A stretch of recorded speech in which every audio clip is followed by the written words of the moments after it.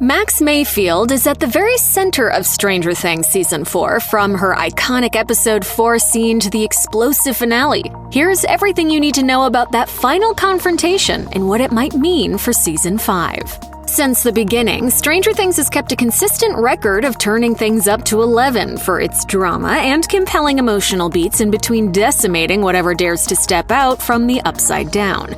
Season 4, Volume 1 of Netflix's award-winning series accomplished that before a 5-week break that felt like a year on its own. From there, though, alarms were raised thanks to threats from the Duffer Brothers promising a mad symphony of chaos for Volume 2.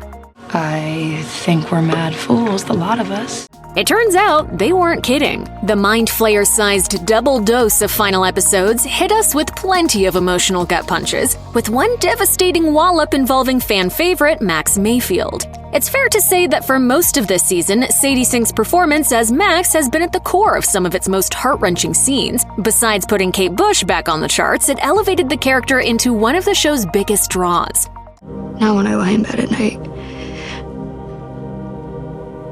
I pray that something will happen to me.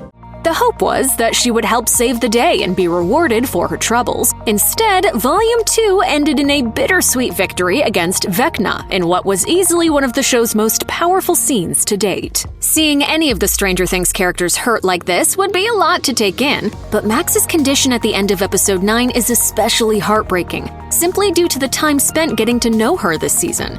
Between 11 trekking through Max's memories and Max finally being honest about her feelings regarding her brother's death, these emotional beats allowed us to really connect with her and see that she had a clear path ahead, that is, until the Duffer Brothers pulled the rug out from under us and got Max right where Vecna wanted. Max's plan to use herself as bait quickly turned south despite 11 piggybacking her way in to defend her. Although 11 was only briefly out of the fight, it was long enough for Max to endure a similar fate as Vecna's previous victims, making for an excruciating watch. Lucas, looking on helplessly as an invisible force snaps his former flame's limbs, was horrifying, but it also played a small part in rectifying a significant issue in Volume 1.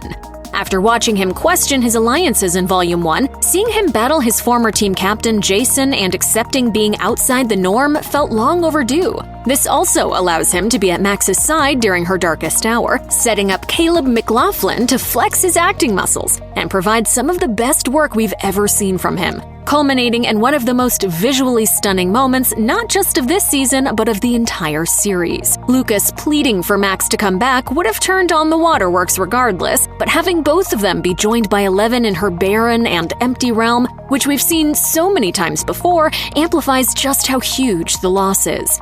Watching Max's friends cry for her together while still apart is a beautifully bleak sight, one that is revisited when 11 visits Max in the hospital. It's like what Papa said about Vecna's tactics. He takes everything from his victims, everything they are and everything they ever will be. Their memories, their abilities.